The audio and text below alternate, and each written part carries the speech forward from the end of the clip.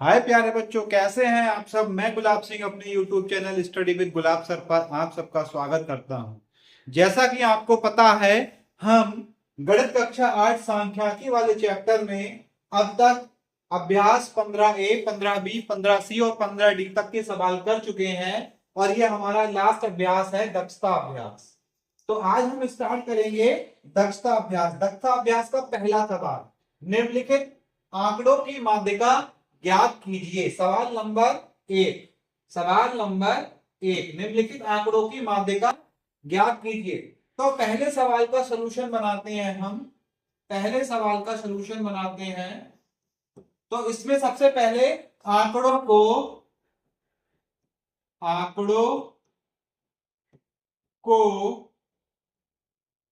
आरोही क्रम में रखने पर। अब आरोही क्रम में जब हम आंकड़ों को रखेंगे तो कहां से स्टार्ट करेंगे? 14, 15, 16, 17, 18 नहीं है, 19, 20, 21 नहीं है, 2 बार 22 है और 1 बार 23 है। तो 1, 2, 3, 4, 5, 6, 7, 8, 9, n बराबर वैल्यू आई 9। तो हम लिखेंगे माध्यिका बराबर n+1/2 बे पद का मान। तो n की वैल्यू कितनी है? 9 + 1/2 बे पद का मान। तो ये हमारा हो गया 10/2 बे पद का मान, यानी कि ये आ गया 5 बे पद का मान बराबर। पांचवा पद देखते हैं, 1, 2, 3, 4, 5। पांचवा पद क्या है? 19। तो इस सवाल का उत्तर क्या हुआ? 19। 19 इस सवाल का उत्तर हुआ। इसी तरीके से इसी का सेकंड सवाल हम देखेंगे। सेकंड सवाल में लिख रखा है 2, 4, 6, 8, 10, 12, 14, 16, 18। दो क्या पहाड़ा दे रखा है, बिल्कुल कहां तक? 9 तक। तो आंकड़े आरोही क्रम में ऑलरेडी लिखे हुए हैं। आंकड़े ऑलरेडी लिखे हुए हैं। 2, 4, 6, 8, 10, 12, 14, 16, 18। यहां पर n बराबर 9 हो गया। जब यहां n बराबर 9 हो गया और यहां भी n बराबर 9 है, तो बिल्कुल सेम टू सेम ऐसे ही उतर जाएगा। माध्यिका बराबर n+1/2 बे पद का मान। वही चीज नोट करेंगे फिर से, माध्यिका बराबर n+1/2 बे पद का मान। ठीक है, तो कितना आया? n+1/2 बे पद का मान। तो ऐसी स्थिति में ये क्या आया? 10/2 बे पद का मान, यानी कि ये आया 5 बे पद का मान। और पांचवा पद क्या है? 10 है। पांचवा पद क्या है? 10 है। तो सेकंड सवाल का उत्तर हमारा क्या हुआ? 10 हो गया। ठीक है, अब इसी का तीसरा सवाल, है जिसको हमने 1 से लेकर 10 तक की काउंटिंग में लिख रखा है आरोही क्रम में। 1, 2, 3, 4, 5, 6, 7, 8, 9, 10। तो ऐसी स्थिति में n क्या हुआ? n बराबर 10, यानी कि सम संख्या है। तो माध्यिका का ये वाला फार्मूला नहीं लगेगा। ये लग रहा है हमारा किस लिए? ये लग रहा है विषम संख्या के लिए। अब ये है सम, तो माध्यिका का जो फार्मूला बनेगा वो हमारा फार्मूला बनेगा माध्यिका बराबर 1/2 ब्रैकेट n/2 बे पद प्लस n/2 प्लस 1 बे पद का मान। ये वाला फार्मूला लगेगा। तो n/2 यानी कि 10/2 ये तो है ही हमारा 1/2 बे पद प्लस 10/2 प्लस 1 बे पद का मान। तो ऐसी स्थिति में क्या लिखेंगे? 1/2, 10/2 का मतलब क्या हुआ? 5 बे पद प्लस 5 1 6, 6 बे पद का मान।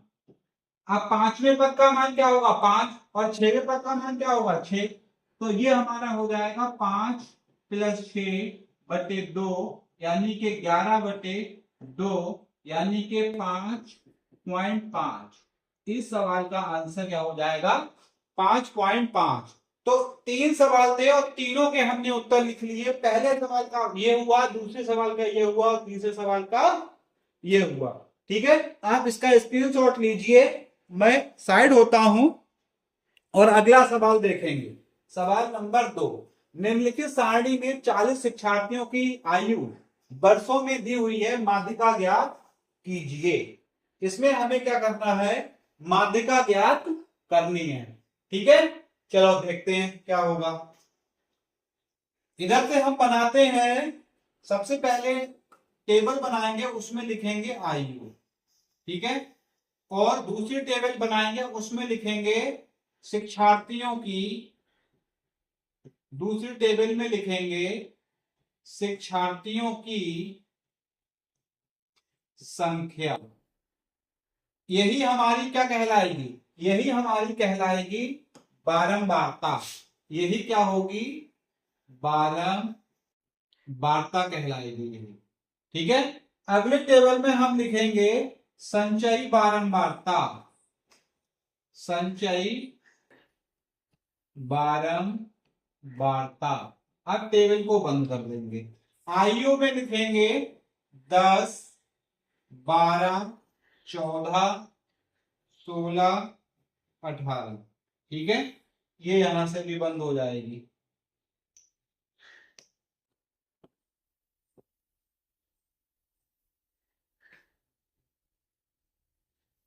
इस टाइप से ये हमारी टेबल कंप्लीट बनेगी। 10 में लिखेंगे 4 और 8, 12, ये 12 है, 6 और 10। तो ये वाला 4 आएगा, 8 4 12 और 12 24 और 6 30 और 10 40। तो हम यहां पर देख रहे हैं n बराबर है 40। संख्या कैसी है हमारी? सम है। जब संख्या सम होगी तो माध्यिका का सूत्र कौन सा लगेगा? तो माध्यिका बराबर लगेगा 1/2 n/2 प्लस n/2 प्लस 1 बे पद का मान। ये वाला सूत्र लगेगा। तो हम लिखेंगे 1/2, n की वैल्यू कितनी है? 40/2 बे पद प्लस 40/2 प्लस 1 बे पद का मान। ठीक है, अब 1/2, 40/2 का मतलब हुआ 20 बे पद प्लस 21 बे पद का मान। ठीक है, अब 20वें पद का मान कितना होगा? 20वां पद होगा काहे में? 20वां पद जो है हमारा, 20वां पद देखेंगे, 20वां पद काहे में होगा? 20वां पद इस वाले कॉलम में होगा। इस वाले कॉलम में माध्यिका कितनी आएगी? माध्यिका 14 आएगी। तो हम यहां लिखेंगे, तो हम यहां लिख लेंगे बराबर 1/2 20वें पद का मान यानी कि 14 और 21वें पद का मान भी क्या आएगा? 14।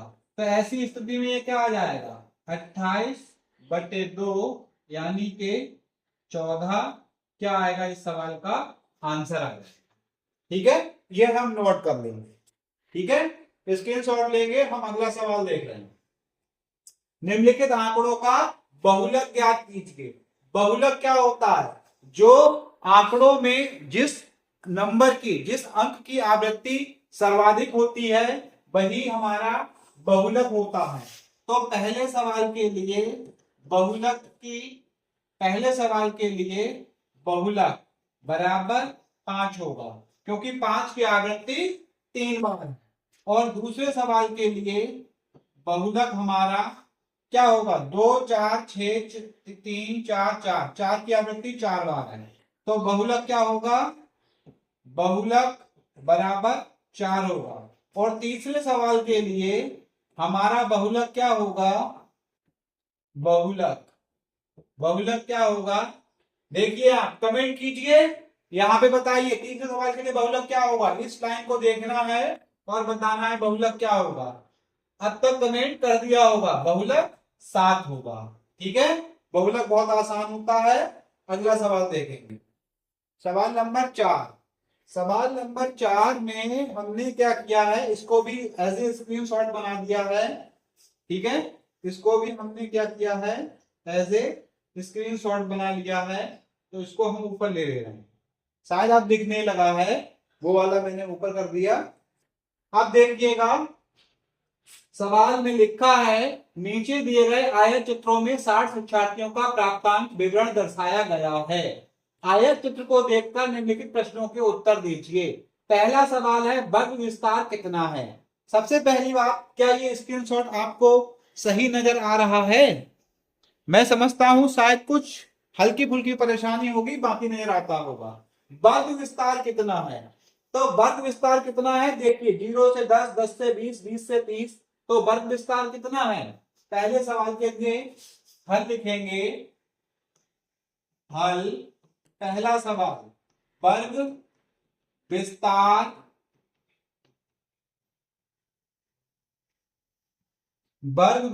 कितना है ये कह रहा है।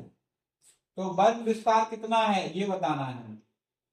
वर्ग विस्तार बराबर प्राप्तांक, तो 10 प्राप्तांक। वर्ग विस्तार कितना है, 10 प्राप्तांक का है। ठीक है, दूसरा है कितने शिक्षार्थियों ने 40 से कम अंक प्राप्त किए हैं।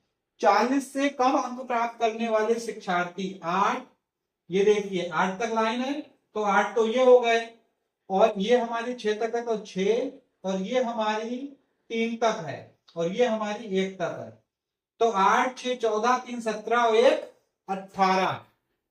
ठीक है, कितने हो गए, 18। तो दूसरे वाले का उत्तर हमारा क्या रहेगा, 18 शिक्षार्थी। कितना रहेगा, 18 शिक्षार्थी दूसरे वाले का उत्तर रहेगा। ठीक है, अगर इन लाइनों को ऊपर नीचे करेंगे कुछ गड़बड़ हो जाएगा। तीसरा है 50 से 60 के मध्य प्राप्तांक कितने शिक्षार्थियों के हैं। 50 से 60 के मध्य प्राप्तांक, 50 से 60 के 50 से 60 के मध्य, इसके मध्य पूछा है, कितने के हैं, 12 के। तीसरे सवाल का उत्तर हमारा हो जाएगा 12 शिक्षार्थी। 12 शिक्षार्थी। ठीक है, अगला है चौथा सवाल, 50 से अधिक अंक प्राप्त करने वाले कितने शिक्षार्थी हैं। 50 से अधिक, तो ये देखिए 12, और ये कितना है 8, और ये कितना है हमारा 4, और ये कितना है 2, और ये कितना है 1। तो 12 और 8 20, और 4 24, और 2 26, और 1 27। तो इसका उत्तर कितना होगा, चौथे वाले का उत्तर हो जाएगा 27 शिक्षार्थी। आपको कुछ नहीं करना है, आपको ये चौथे वाले का उत्तर प्रश्न लिखना है और इसी के नीचे लिख देना है 27 शिक्षार्थी। और इसका लास्ट सवाल है 5 नंबर, 10 से अधिक पर 30 से कम प्राप्तांक करने वाले शिक्षार्थी। 10 से अधिक और 30 से कम प्राप्त करने वाले, 10 से अधिक यानी कि यहां से 3, और 30 से कम यानी कि 6 3 9 शिक्षार्थी। कितने शिक्षार्थी रहे होंगे, 9 शिक्षार्थी रहे होंगे। इस तरीके से ये चौथा सवाल हमारा कंप्लीट हो गया। हम क्या करेंगे, अगले सवाल की ओर बढ़ेंगे। सवाल नंबर 5, किसी कक्षा के 30 शिक्षार्थियों ने गणित में निम्नलिखित अंक प्राप्त किए। 5 के वर्ग अंतराल से आंकड़ों की बारंबारता सारणी बनाइए। पहला वर्ग अंतराल 20 से प्रारंभ कीजिए। ठीक है, ये इन्होंने कहा है। तो सबसे पहले हम क्या लिखेंगे, हम ये देखिए बारंबारता सारणी बनानी है तो हम लिखेंगे वर्ग। उसके बाद में हमारा आएगा टैली चिन्ह, और तीसरे टेबल में हमारा आएगा बारंबारता।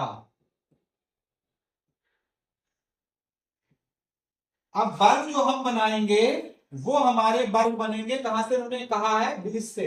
तो पहला वर्ग होगा 20 से 25, 25 से 30, 30 से 35, 35 से 40, 40 से 45, 45 से 50। 50 से अब नहीं होगा मेरे हिसाब से, है भी नहीं। ठीक है, अब 20 से 25 वाले में हम देखते हैं कौन कौन है। ऐसे तो हमें याद नहीं रहेगा। 20 से 25 वाले में देखिए, एक हम कलर चेंज करके और आपको समझाने का प्रयास कर रहे हैं।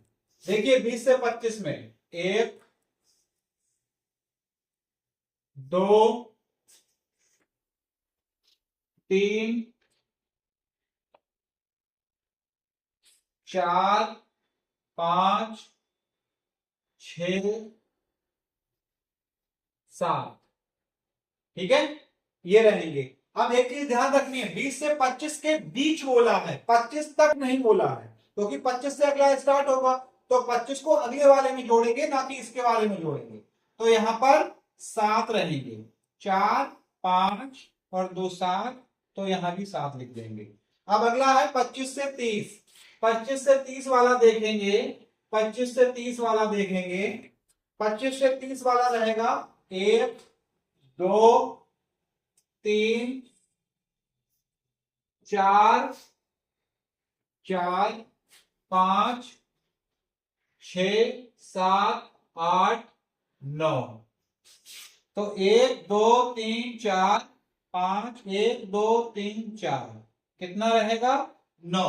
30 से 35 वाला चेक करेंगे, 30 से 35 वाला चेक करेंगे। उसके लिए हम कोई दूसरा कलर चूज कर ले रहे हैं, ग्रीन ले रहे हैं। 1, 2, नहीं ये नहीं आएगा, 30 से 35 वाले में नहीं आएगा। 1,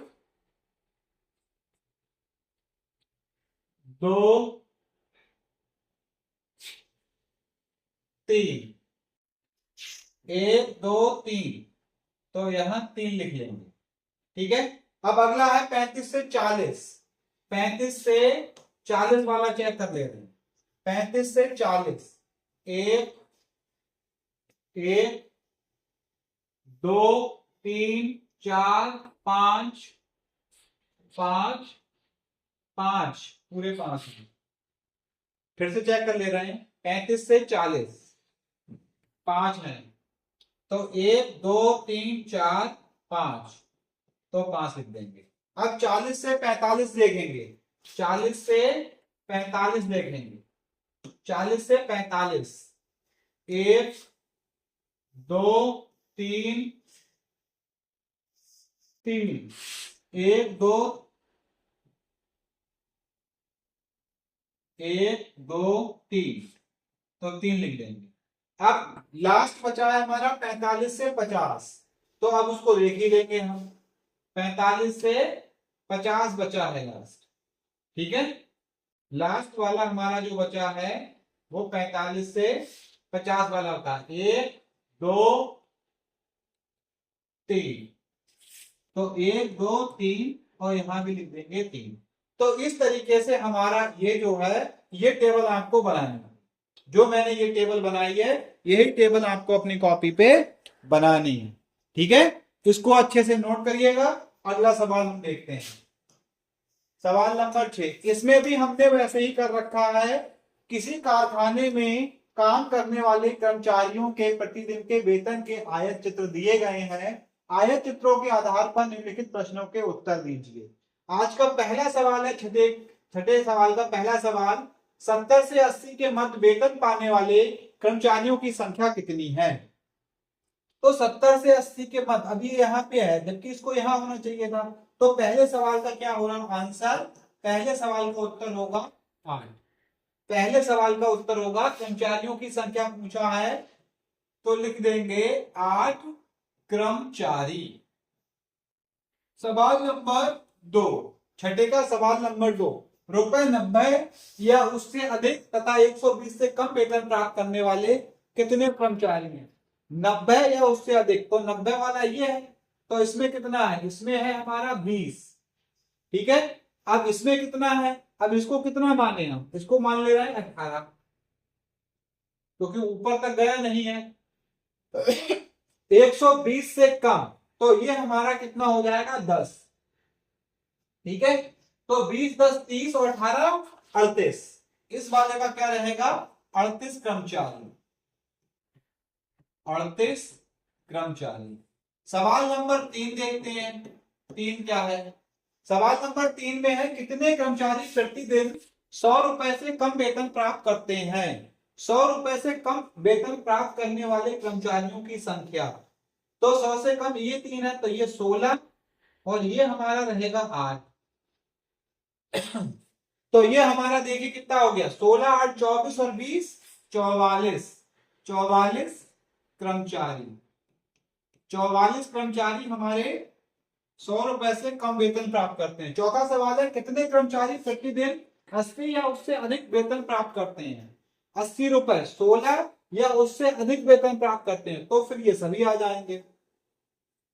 ये 10 है, तो ये हमारा कहां जाएगा, ये हमारा 12 होगा, तो ये हमारा कहां होगा, ये हमारा 4 होगा।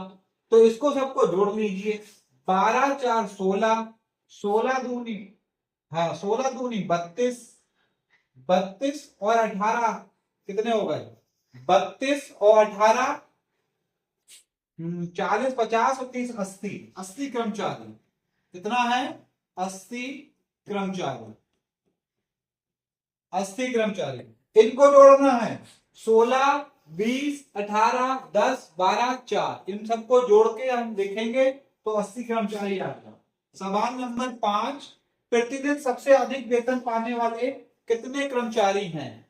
प्रतिदिन सबसे अधिक वेतन पाने वाले, इन्होंने कहा सबसे अधिक वेतन पाने वाले कितने कर्मचारी हैं, तो सबसे अधिक वेतन पाने वाले रुपए 130 से 140 तक वेतन पाने वाले केवल 4 कर्मचारी।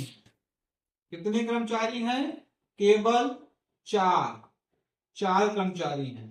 ठीक है, आपको क्या करना है, पहले ये सवाल उतारना है, उसके आंसर में आपको ये पहले वाले का आंसर लिखना है। ठीक है, स्क्रीनशॉट लीजिए, हम अगले सवाल की ओर बढ़ते हैं। 50 परिवारों का सर्वेक्षण करने पर प्रत्येक परिवार के पास रहने के कमरों के निम्नलिखित आंकड़े प्राप्त हुए, बहुलक ज्ञात कीजिए।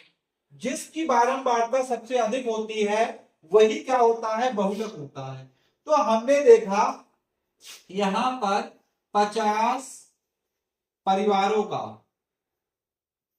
50 परिवारों के सर्वे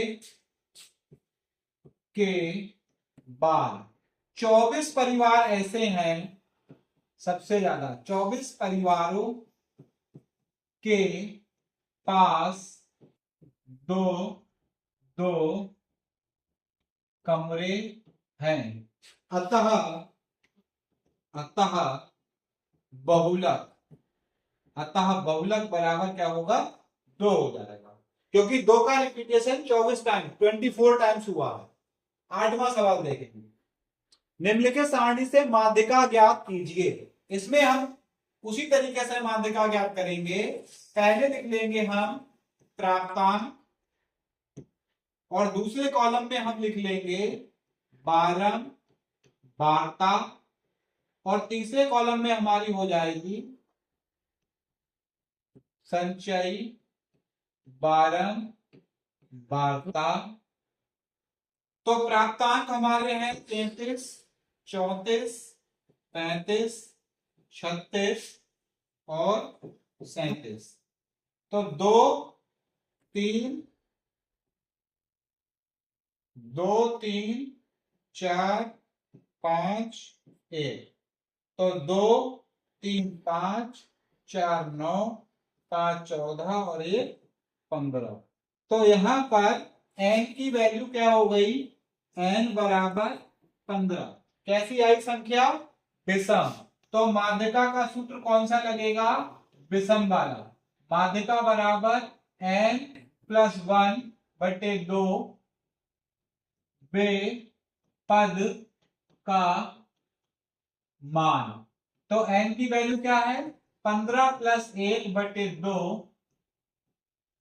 वे पद का मान, यानी कि 16 बटे 2 वे पद का मान।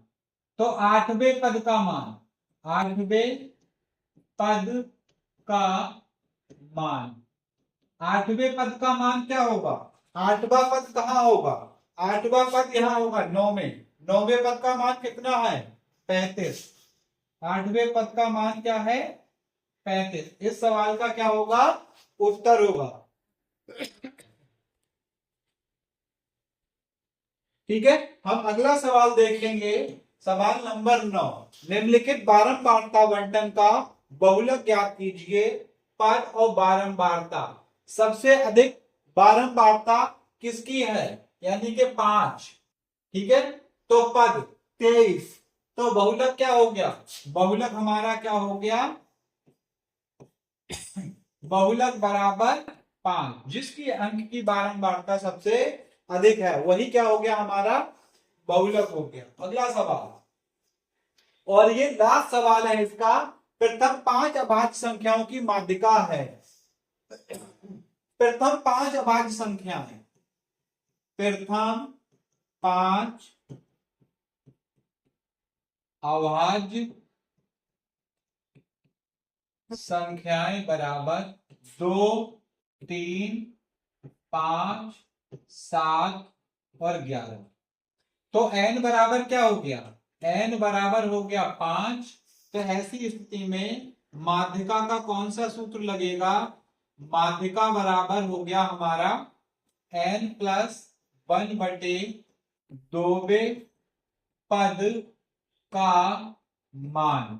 तो ऐसी स्थिति में 5 प्लस 1 बटे 2 वे पद का मान।